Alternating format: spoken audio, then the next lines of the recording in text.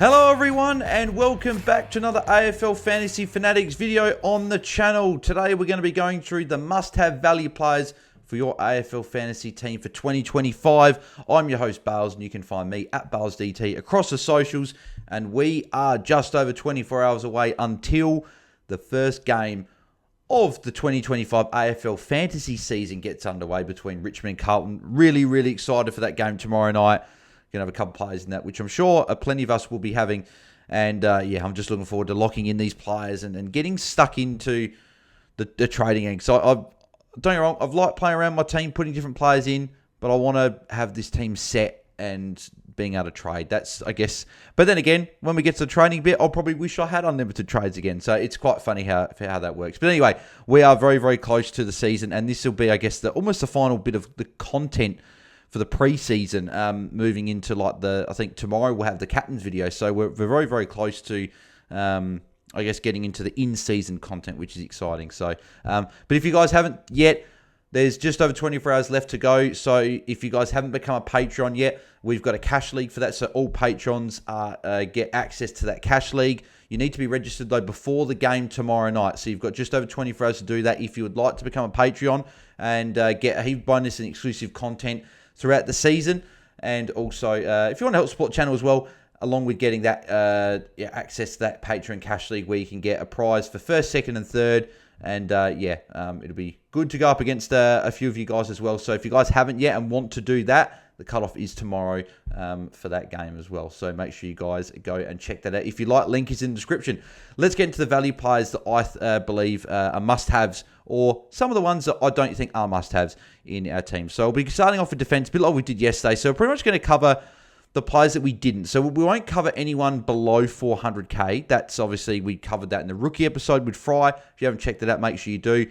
And we pretty much covered everyone over 900k in the video on Monday, the must-have premiums. If you haven't checked that episode, make sure that you do that. So we'll pretty much be covering everyone from 400 to 900k, obviously barring a couple of people in the forward line that we chatted about in the last episode. But let's get stuck into the defenders below 900k. So we did touch on a couple of others like that were near the 900k, right? We touched on Tom Stewart, we touched on James Sicily, touched on those two guys and my thoughts. So if you want to hear my thoughts on those two, along with a few of the other guys, then check out the premium video. So first guy we'll talk about is Dan Rioli. So by no means, obviously, he's a must-have. And I think the good thing with a guy like Dan Rioli is I actually think that for him, it's actually a benefit that he's not playing opening round. And this is the reason why. Originally, he was going to be playing against Essendon in the first game. Then West Coast then had a bye. So if he went big against Essendon and then big against West Coast, he could have actually got out of range for a lot of people. Might have been well over 900k. Maybe people wouldn't be, I guess, confident in paying that for a Dan Rioli. The good thing is we actually get to see him against West Coast. If we see what we want in the role, he won't go up a considerable amount, and then you can jump on him next week, potentially for a Sam Taylor, which I'm sure we'll touch on soon as well. So Dan Rioli's almost a perfect guy that you get a 1 week watch this week. It's almost like opening round for him, except he doesn't go up double in price. You get to watch a game, but that's obviously the bad thing, right? You only get to see the one game, and that's it. But I think we saw enough in that game against Sydney where I think that we can expect him to be one of those main distributors for Gold Coast coming out of the half-back line, and I think he could be a decent scorer for us and someone that we would have to be keeping an eye on. I'm actually just getting up because I can't actually remember what his score was in that game against Sydney in the preseason, so I'm just finding that score as we speak. So I'll go to that game there. There it is, Gold Coast and Sydney, and Dan Rioli scored an 87. That was from, how much game time was that from? That was from 71%. So yeah, so obviously didn't play a huge amount and rested there. He had the one kick in to Power had 5 and Jeffrey had 4. So interesting, Jeffrey had more of them there.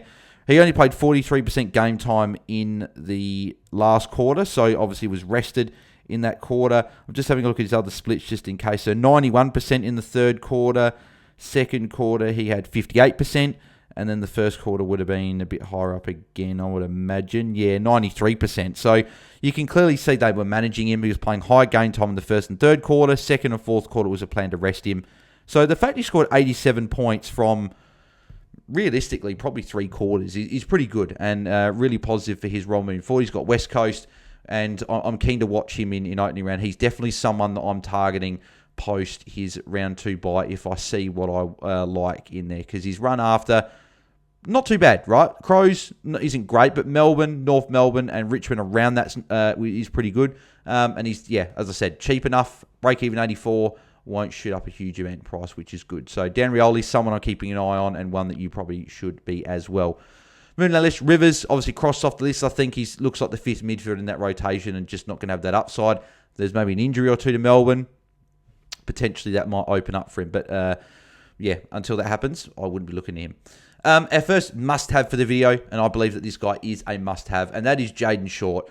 Priced at 81, had a poor, priced at 80.5, had a poorer year last year, and didn't really hit the heights that we've seen him do. But it was a couple of years ago where he was in the midfield when he moved into the midfield. But before he did, the first sort of 7-8 games, he averaged well over 105. I think it was like 107, 108 average over those first 7 or 8 weeks.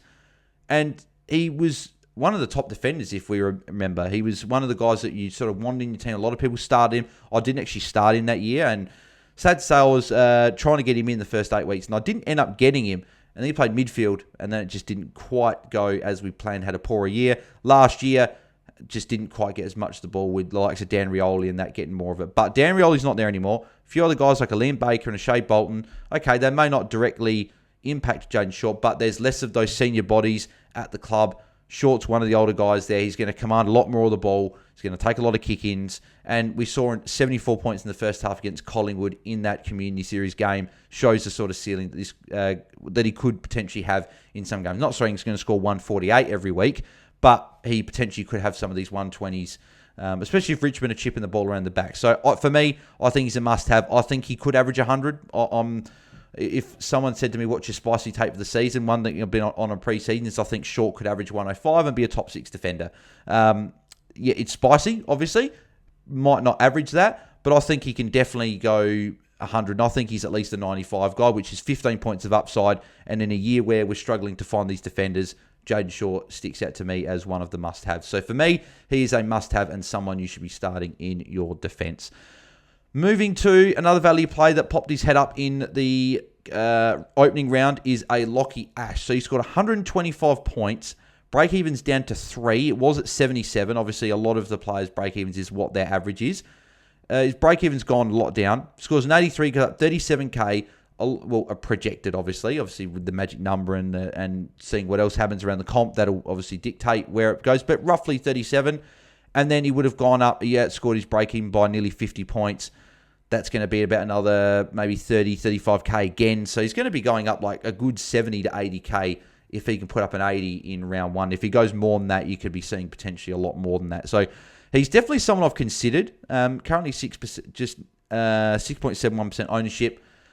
At the moment, I don't have him, but I feel like this year's a few people go, last year he was looking like breaking out and didn't work, and the year before that.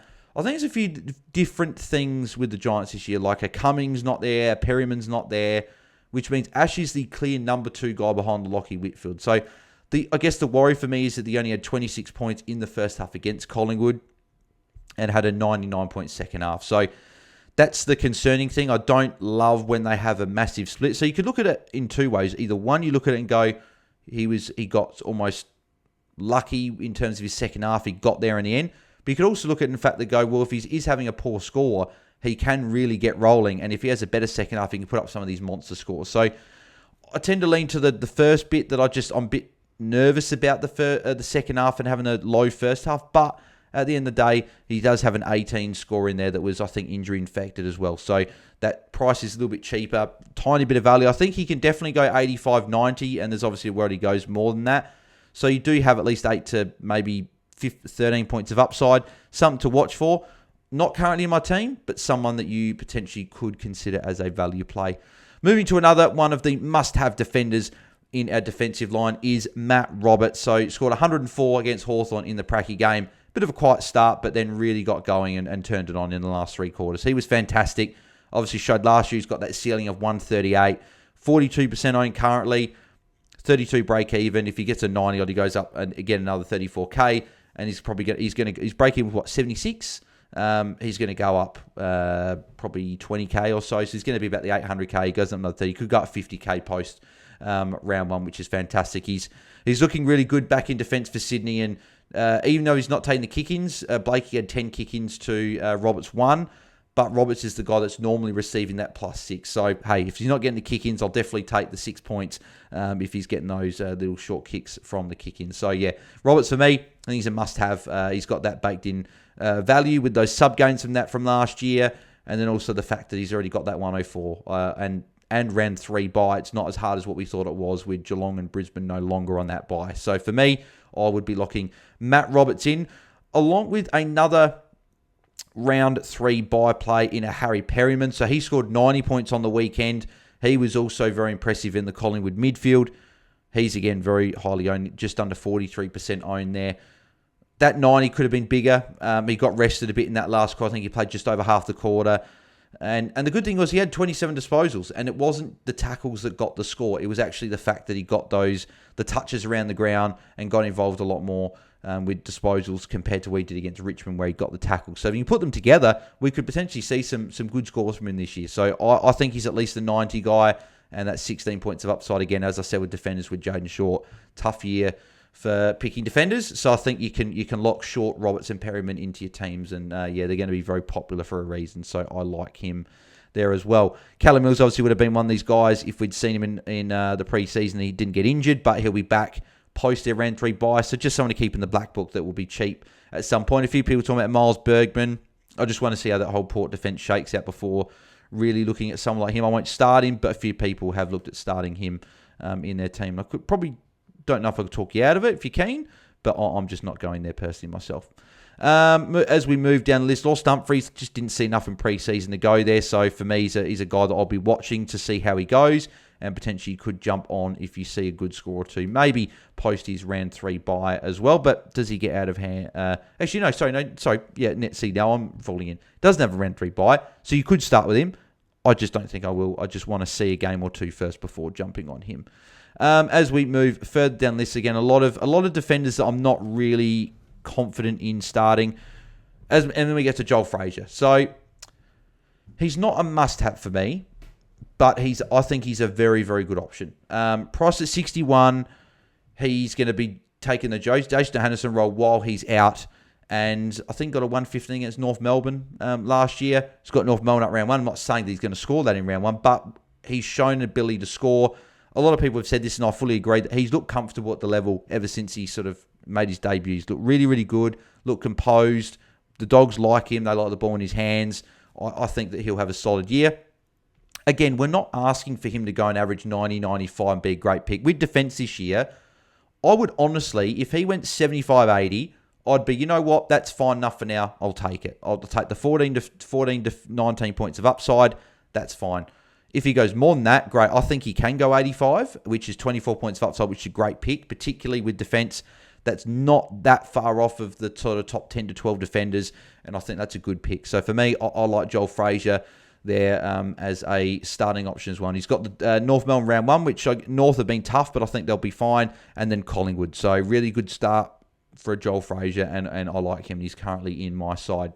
As we move down the list, again, a lot of guys I'm just not confident in. A few people might see some of these names and go, oh, he might be interesting, And let's go, we'll talk about Sam De Koning, right? So I'm not confident in this at all. We obviously didn't see enough in that game against Essendon in the Community Series. 15% is still on him at the moment.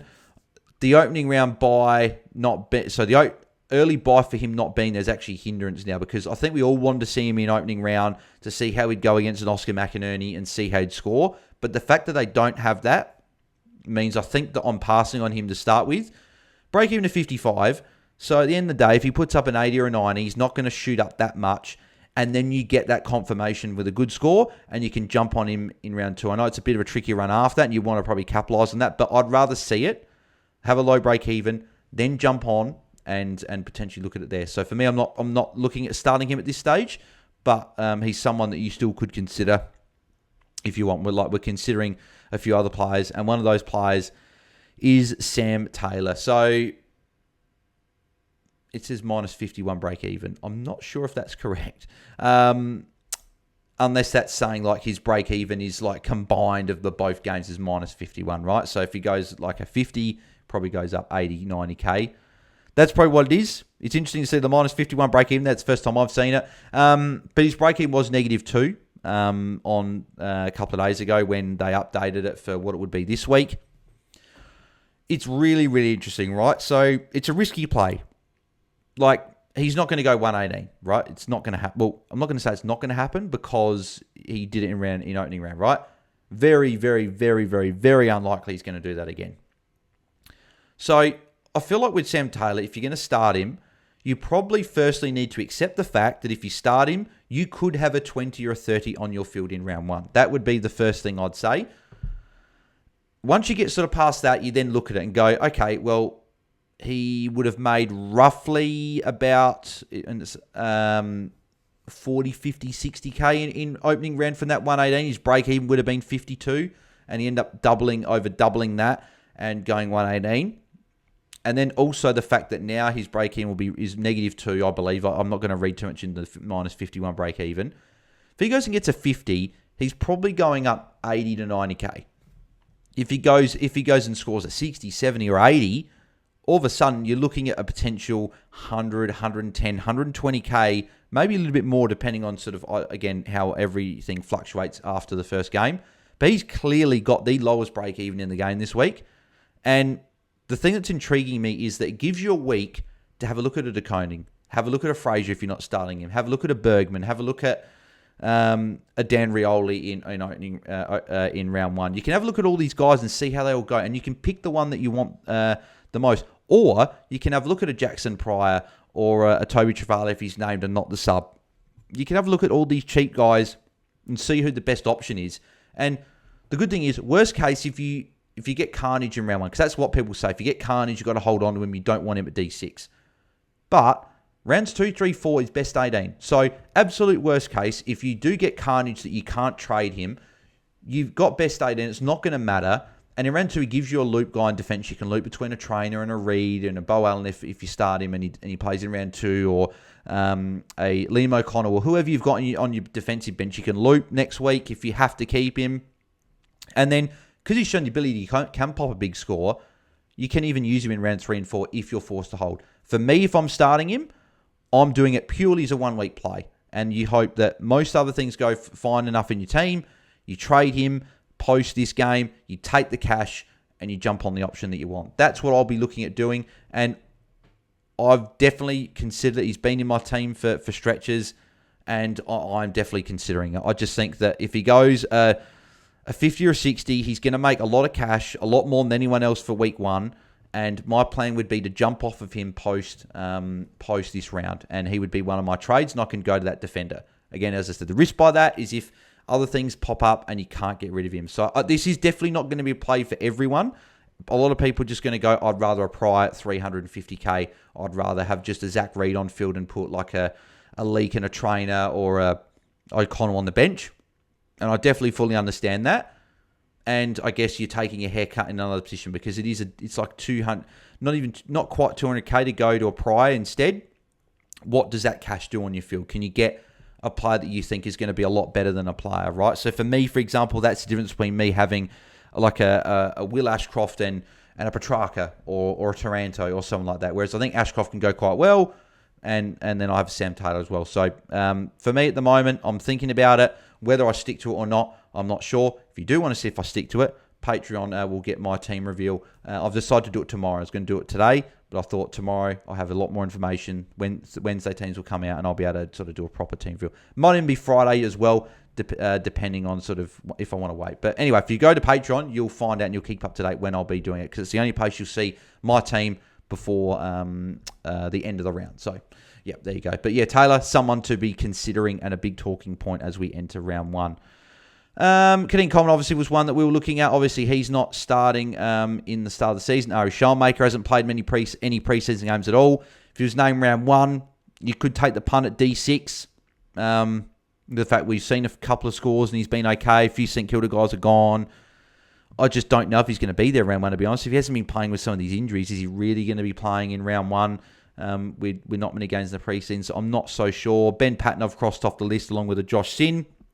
I just don't think that they're going to be the guys that we really want to be starting in our team. So That's pretty much it in the defensive. Well, that is it in the defensive line. So we'll move to the midfield now. So plenty of names here to be discussing. I feel like I might have taken a bit too long on defense, so we'll speed up through the midfield, rucks and forwards. So let's go into the midfield when the page loads.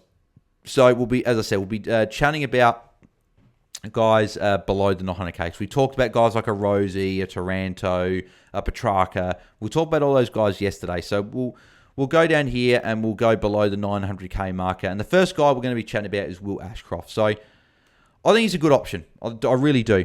Priced at 82.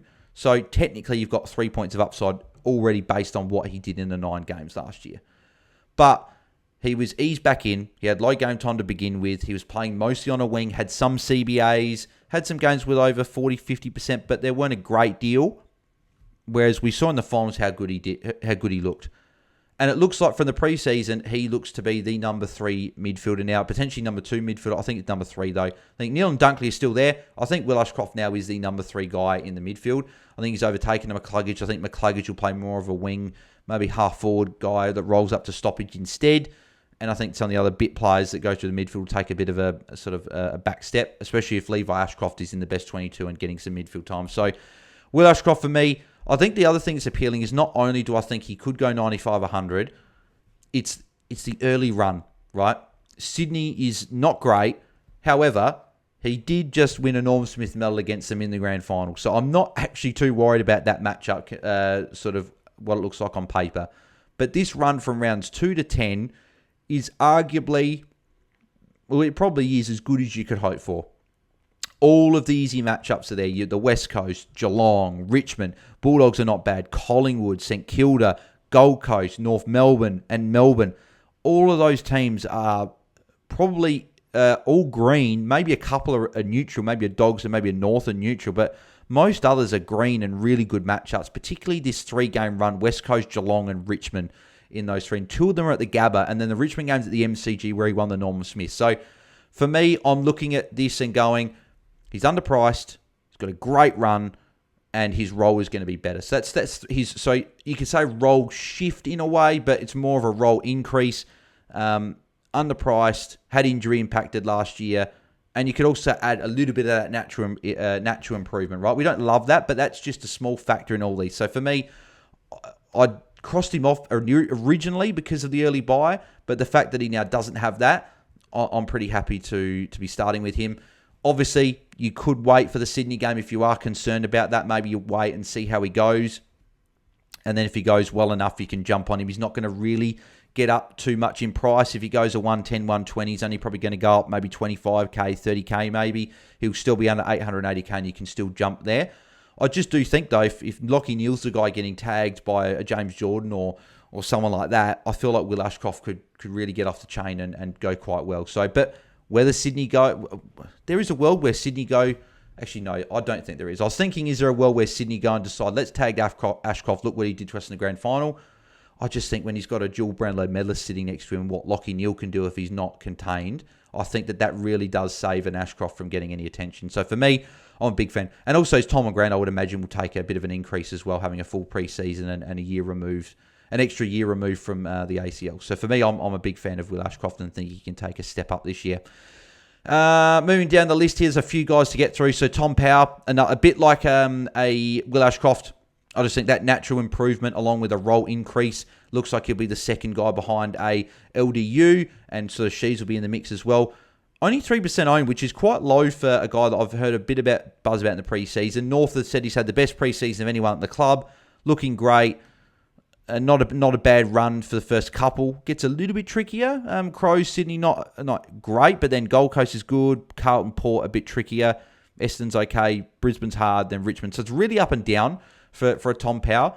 I think I just prefer Will Ashcroft with just a few other factors going his way, and he's not that much more expensive. But could I see Tom Power averaging over 100? Absolutely, I could. I definitely could see that. And I think he's a good option and someone I'm definitely keeping an eye on. Probably not going to start him, but he's definitely someone I've got on my watch list. So I think you probably should have him there. Clayton Oliver, for me, is a must-have. So he's the first must-have midfield that we're going to be chatting about. So priced at 78, like you just... Do we really need to talk about much more about Clayton Oliver, a guy priced at 78, that's averaged 110 before? It's potentially you've got yourself over 30 points of upside. Is he going to go 110 this year? I don't think so. I think he's more like a 100 to 105 guy. I don't know, just got to sort of get back in the groove. Maybe averages 110 for the back half of the year, or like best case he does. But we did see the midfielders dip a bit last year. So, but we don't need, the most important thing with Oliver is we don't need him to average 105, 110. If he goes at even 95, that's near 20 points of upside. 17 points of upside if you say 78. That's good upside, and I'm taking it. So for me, Clayton Oliver is just a lock. Okay, you might get a Bedford tag round 1. We don't know if that will go to him or Petrarca. But then his run from rounds 2 to 8 is really, really good. Some really, really positive matchups there. So for me, I think I'm just locking him in. 54% of the comp already there. So you don't really have much to gain by going against Oliver. There is a play where you just say, I'm not going to start him round 1. He's not going to shoot up in price. I'm going to bring him in round 2. Obviously, the caveat to that is if you get carnage, you can't bring him in. But I still think that there is a world where you don't start him round 1. But I think I would be starting him and just not having the hassle. Everyone's going to have that poor score if he does get tagged. But if he doesn't, he could put up a good score. And he's looked good this preseason. So for me, I'd be locking him in. He's a must-have. Finn Callaghan. It's really impressive. 110 points. I've said on a couple of videos, I have him in a dynasty team. I've been waiting for this breakout to happen. And it looks like this year could be the year. Scored 110 in that game against Collingwood. Looked great. I guess the positive side is that of how good he looked, and we think the breakout could happen. The downside, though, Tom Green wasn't playing, and he played so well that you probably thought he scored a 130, but it was only 110. And I say only, the way he played probably deserved a 130. So I'm not starting him because of the round 2 bye. It's a little bit different to a Lockie Ash and even a Sam Taylor, where they're in there to make a bit of money. You could say Lockie Ash is a underpriced premium as such. But then again, the defense were struggling for players. The midfield were not struggling. We're actually struggling to fit all these guys in. So for me, I'm not starting a Finn Callaghan. I'll be looking and watching closely in round 1 to see how he goes against Melbourne. And then once he has his bye, I'll be looking at pouncing on him in round 3 if I like what I see. So, and he's got a decent run post that bye as well. So Finn Callaghan. And I want to see how he goes with Tom Green, the team as well. So for me, I'm watching and seeing how he goes this week. Doherty, people have been saying he's not best 22. I still think he is. Is he the sub? Who knows? I don't quite know. I wouldn't be starting him. The Richard matchup, we thought preseason he might have been that half-back role when Newman went down, but that obviously Ollie Hollins has got that, so I wouldn't be starting with a Sam Doherty. Dylan Shield, I was quite keen on seeing that role in the preseason, but he doesn't have. He's got an early buy, but doesn't have the double price increase. So I'm probably not going there. I just think we've got other options that could do comparable to him, if not better. So for me, I'm steering clear of that for now.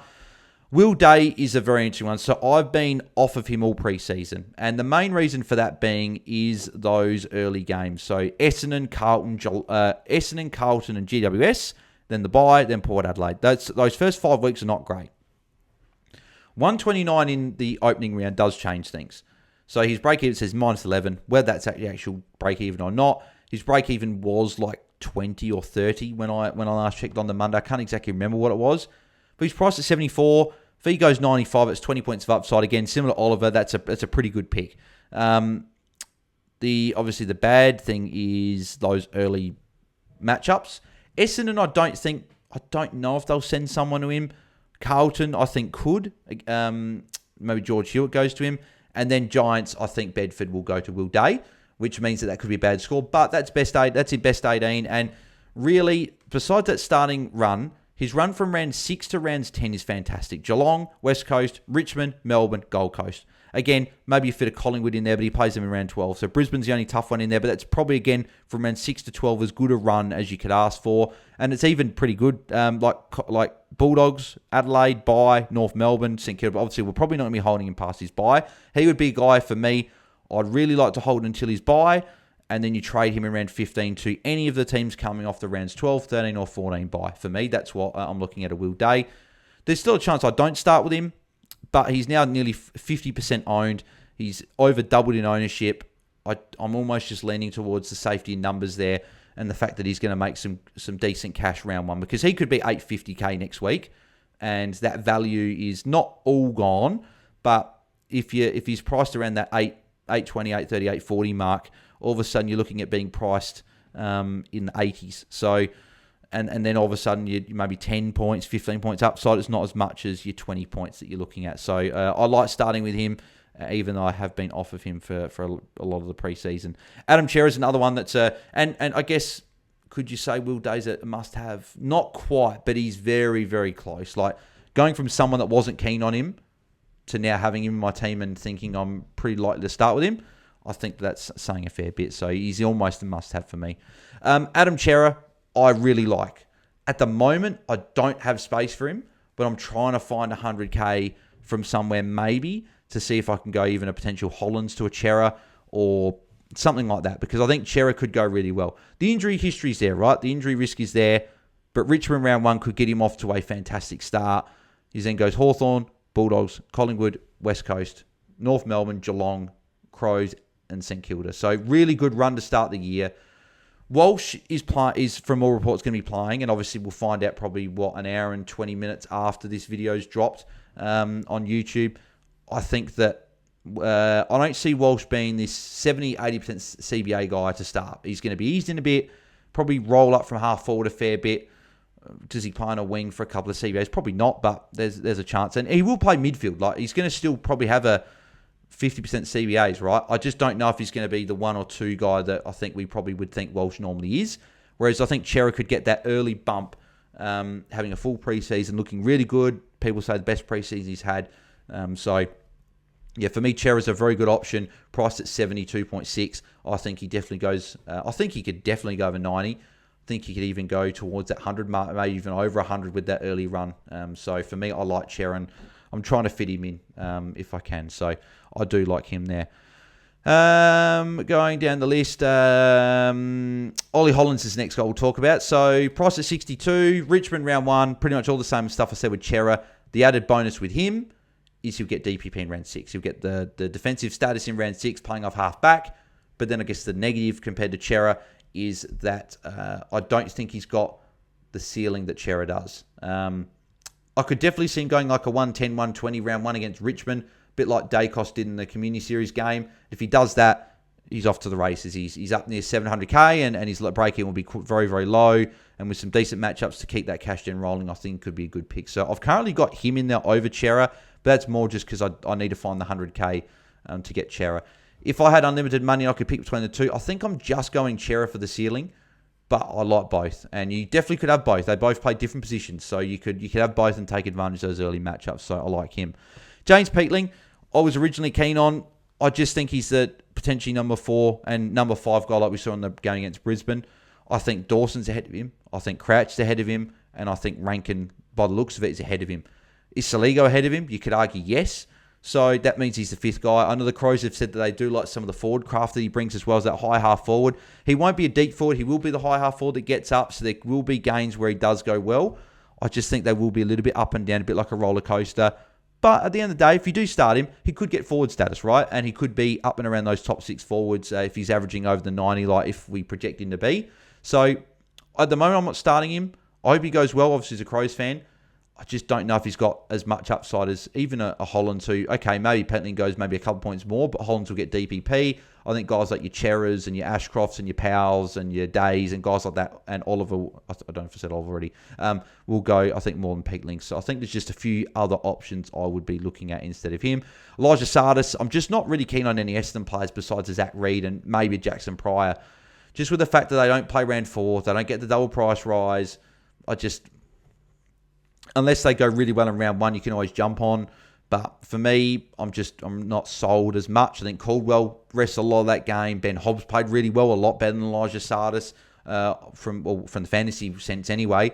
So, yeah, that's something I'd be considering. I'm not looking at starting a Sardis. He hasn't really been in too much calculations to me. I just haven't been as keen maybe as some other people. But if you're keen, he's underpriced. He's priced, what is he priced at? 58. He's priced at 59 essentially. So, yeah, he's someone that you can potentially consider there. Isaac Kane playing a wing. I wouldn't be looking at him. It'd be good for the Crows, but for fantasy, I don't think so. Unless he gets moved to halfback if there's an injury or two and he does move there, then I think he could all of a sudden be an option. But to start with, I'm not looking at. There is technically, could be a bit of upside even in a wing role. I know the Crows do like to use their wingers a lot, but I wouldn't be starting him personally. Moving down the list here, we've got obviously some fours we'll chat about. Obviously, we chatted about them yesterday, but I guess I can retouch on them. Sheldrick crossed off the list for me. Obviously subbed out, so I wouldn't be looking at him. Then you've got a Sam Banks, a Nathan O'Driscoll, and a Mitch Never as the three. I don't think Ed Allen and Neil Rasmus are the options there. But the other three, Sam Banks playing off half-back, I want to see it first. Tough run as well, doesn't help to start. He's at a cheap price, so if we see a 70, 75, even an 80, that's near 30 points of upside, that is something to definitely look at. But it's almost like, well, is a Sam Lawler for 108k cheaper going to average about the same? Is a Levi Ashcroft, a Finn O'Sullivan? Guys like that, are they going to average the same as these guys? We're picking the guys in this price range, I think, we feel like we're more confident that they're going to hit those scores more to average that 75, 80, maybe 85 and be that pick. Because at the end of the day, 30 points of upside is great. But when you're getting rookies that are priced cheaper and they're getting comparable upside, I think you'd rather save that cash and put it elsewhere and use that. But it could be a good pod, not very highly selected, not even only just over 0.5% there. So he's someone that I've been tracking a little bit and I'm keen to see. I'd rather see an opening round. If he pops at like a 90 or 100, you can jump on him round 2 and he's still going to be at a pretty cheap. He's still going to be below 500k, right? So yeah, I'd be watching him. Nathan O'Driscoll, I'm a lot more keen on. And again, not quite a must-have, but obviously had a lot of injury stuff to deal with last year. I think it was an ankle syndesmosis or something like that. Was it a back thing or something? He had a pretty serious injury. He didn't play. He only played the 2 games last year. Average of 51 from those 2 games. So technically, you can already say he's priced in the low 40s. So it's near sort of 9 to 10 points of upside. He'll get a better role. I think he's got the ceiling where I'm not sure Sam Banks will. I think O'Driscoll's shown that he scored the 87 points against Melbourne in 3 quarters. If he did in the whole game, we've seen him hit tons before. He gets involved. With Jaiden Young being out to start the season, I think he'll get a sprinkling of CBAs, 5 to 10. You're not going to get a huge amount, but a little bit there. I think it's even looking like a Shea Bolt may even miss. So if there was a couple of CBAs there, that could go to O'Driscoll.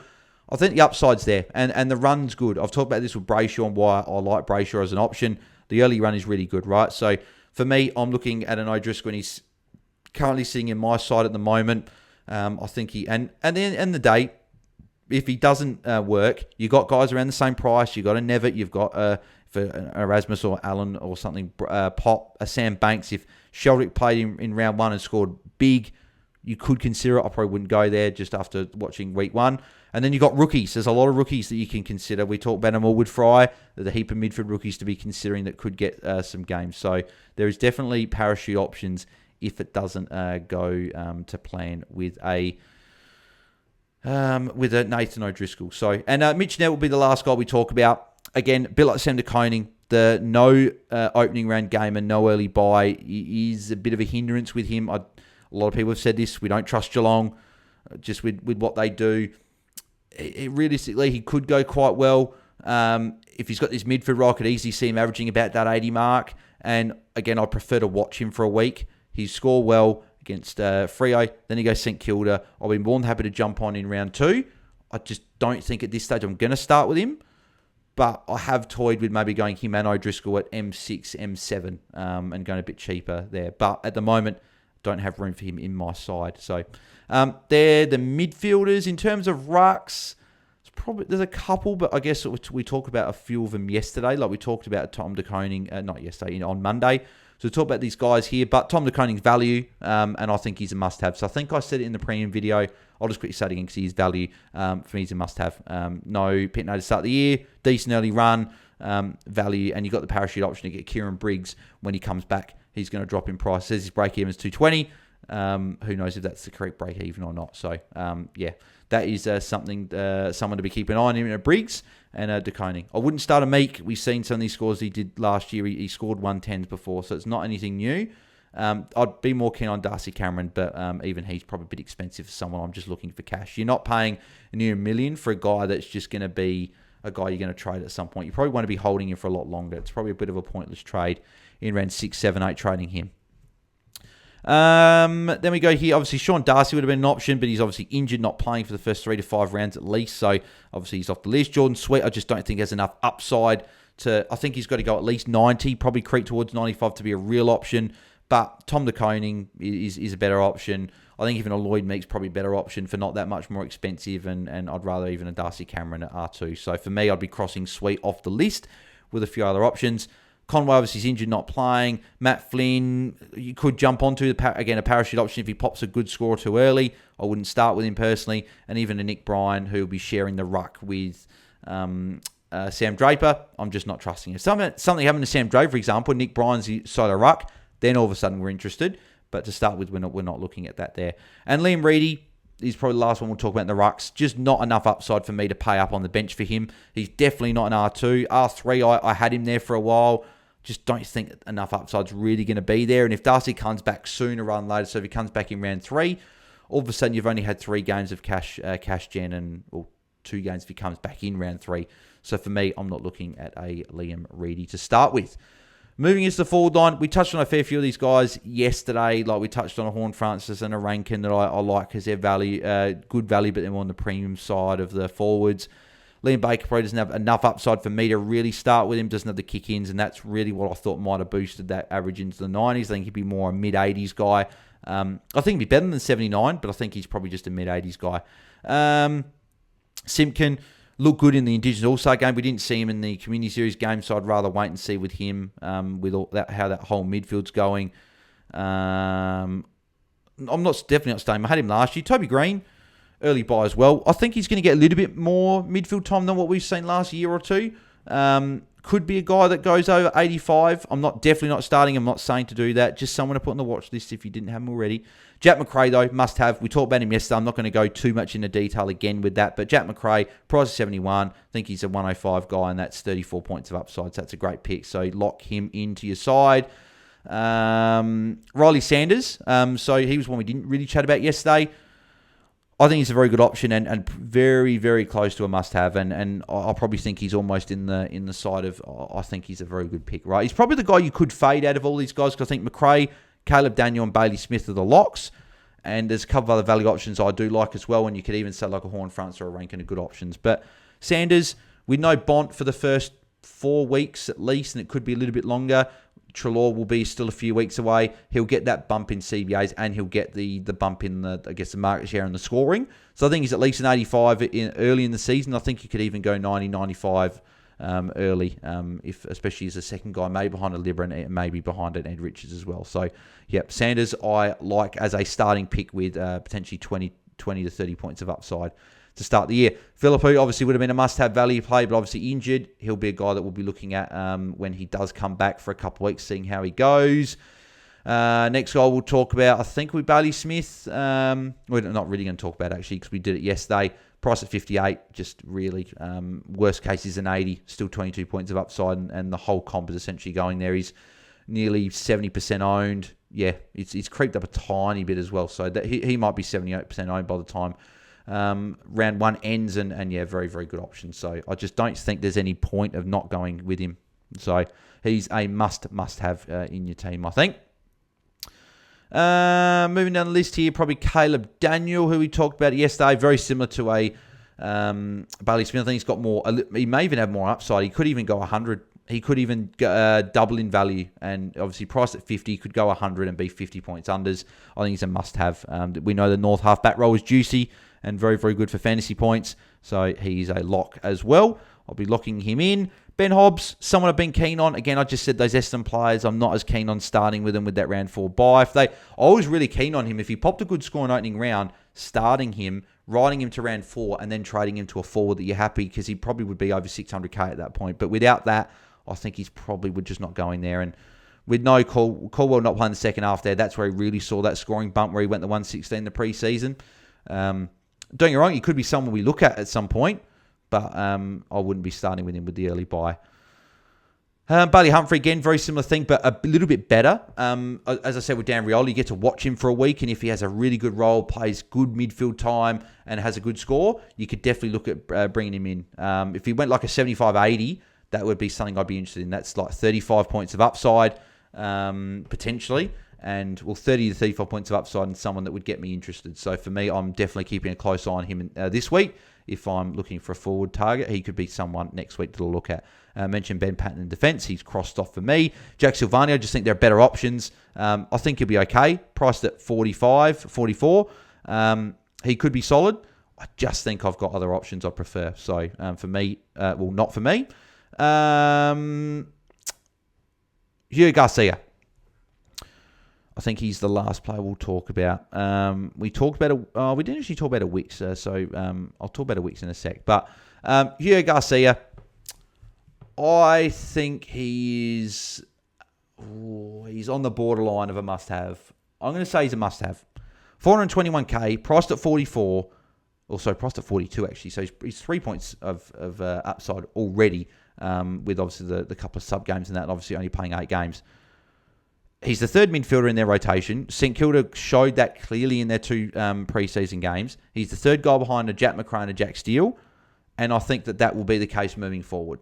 I think starting him is a good option. Mid forward as well. You can start him in your midfield if you like some of these other forward options, or you could even start him in the forward line and put him there. I really like him. I think he could go at F5, he could go at F6, he could go at M6 or M7.